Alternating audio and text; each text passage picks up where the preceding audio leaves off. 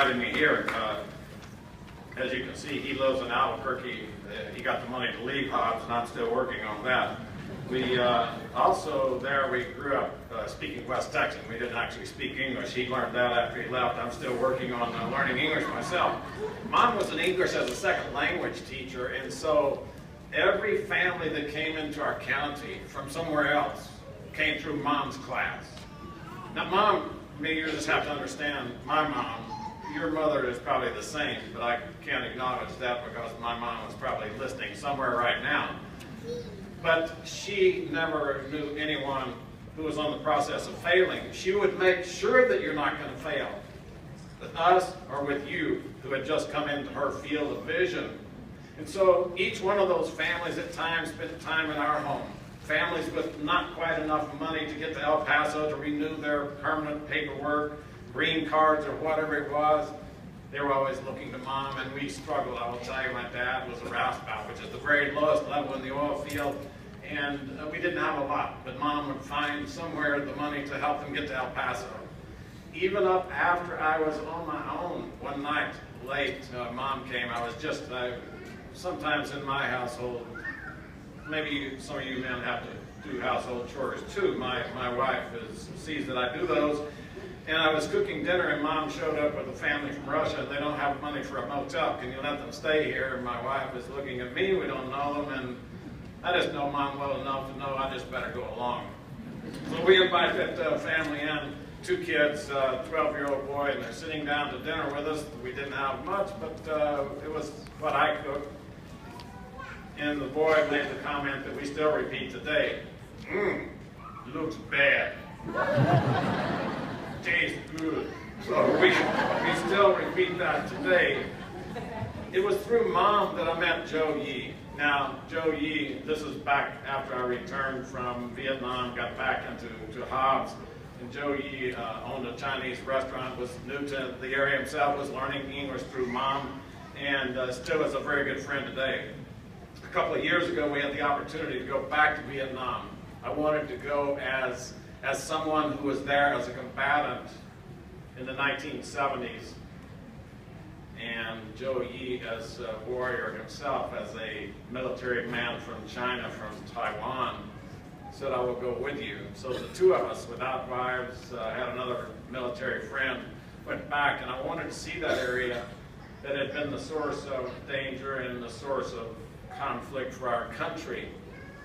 And we started in Hanoi up north and worked our way down, and as we got close to the DMZ, close to that area of Quang Tri that the judge is mentioning about in the book, I began to get a sense that we needed to see more, and so we pulled off the highways and we pulled into a very small village, smaller than the one I grew up south of Hobbs in. Just a few houses, no commercial operations.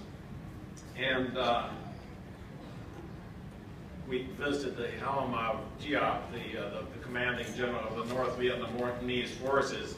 He was the one who was successful in driving the French out of Vietnam and ultimately the U.S. And I wanted to see his birthplace.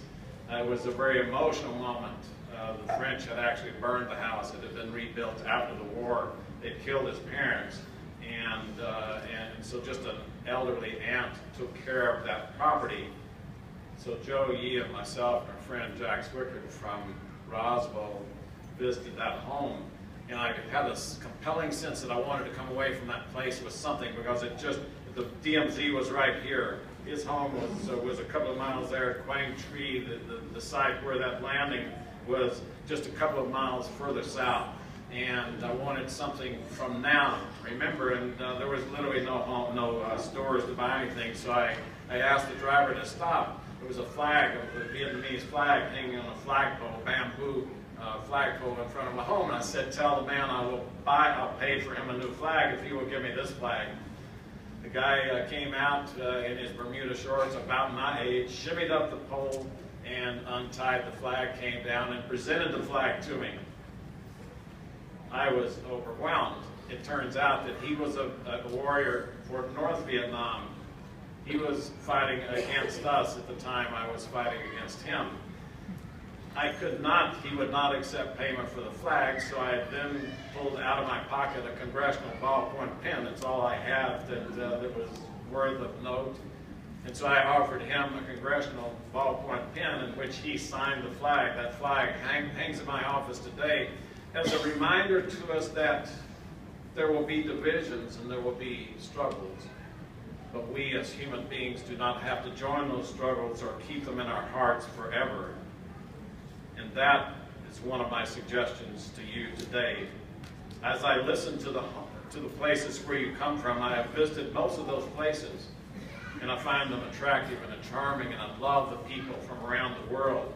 But I love the fact that you're here, because now you're becoming one thread in this fabric that is the United States of America. You are a thread. You're woven in. You cannot be extracted out of that. And this is a noble ceremony. This is a ceremony worthy of recommendation from the entire nation. And we, as Americans, say welcome to the family of Americans. Big round of applause for all of you.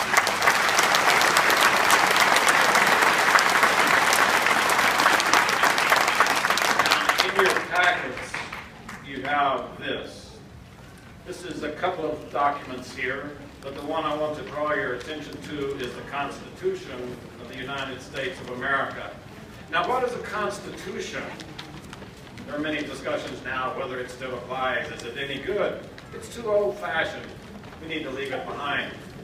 But my friends, a Constitution, that is a contract. That is a contract between you and the government. Now, just like your contract with your insurance agency, your rights are given in here. Not the rights between you and the insurance agency, but the rights between you and the government. Now, most of our founding fathers came from areas that had monarchs. They had kings. The king could tell you everything, who you would marry, what you would be in life, what education you would have. He could convey on you nobility or remove that from you. And our founding fathers wanted a different place. They wanted a place where we, the people, were the bosses, where we, the people, could hold our government in check, where we did not have to worry about what the person at the top was thinking. We could live our lives in independence and in freedom. And so they established that. So I draw your attention, if you've got one out, then turn to page 13 if you are 14 if you would. Because I want to get a sense of this document, because this is important. And not all Americans hold it to be there. But on page 14, section 8, down at the bottom, that are the powers that are invested in the Congress. This contract with you, the people, tells the Congress what they can do. And more importantly, turn the page to page 16, and you'll see at the bottom of page 16, section 9, that tells what the government cannot do.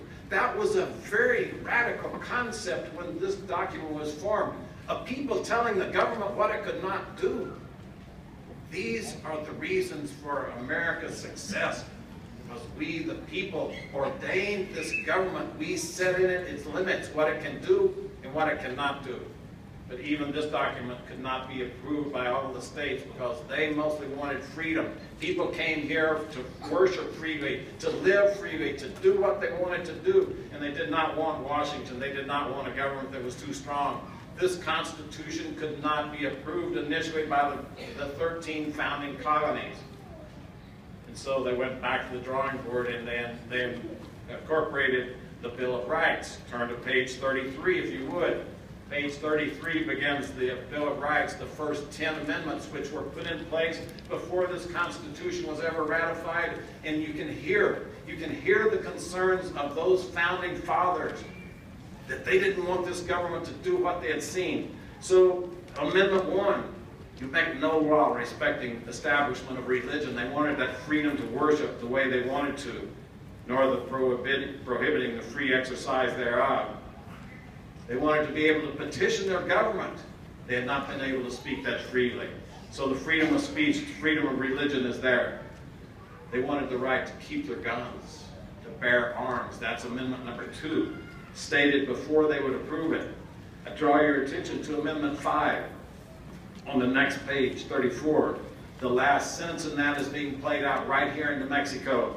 The government shall, no person shall be deprived of life, liberty, or property without due process of law, nor shall private property be taken for public use without just compensation. These days I'm fighting for a rancher in Weed, New Mexico. 2 courts have said the water on that land belongs to the rancher. 2 courts, and yet the Forest Service says we're going to take the rancher's water. We're going to fence him out of it. The courts came back and said he's got an implied right to pipeline his water to his cows. The Forest Service owns the land right around the water. But if you won't let his cows walk on your land, then you got to let him pipeline his water to his cows. 2 courts have said that. And yet the Forest Service responded this year by electrifying the fence. In other words, they put a marker down even further and harder. This is the protection that we're guaranteed for, but those protections do not come without you fighting, standing up. And so I'm standing with that rancher, trying to get his rights, and you may have to do the same. Finally, Amendment 10 of the first 10, the Bill of Rights. That one we read together. The power is not delegated to the United States by the Constitution. That is, the powers not expressly stated here for Washington are reserved, or no, prohibited to it by the states, are reserved to the states respectively or for the people. So if the federal government in Washington does not have the power here, it is prohibited from taking that power. It is reserved for this state and for you, the people. And so stand up for this contract with the government. It's what makes this country great. It's what gives you the opportunities and freedom that you hungered for. America is not a location. It is not defined by the borders. It is a belief. It is shared values. It is a way of living. And so now then today you have a responsibility to pass that knowledge along to the next generation, to teach your kids and grandkids about this flame of freedom that burns inside us. That flame of freedom is not guaranteed by this document.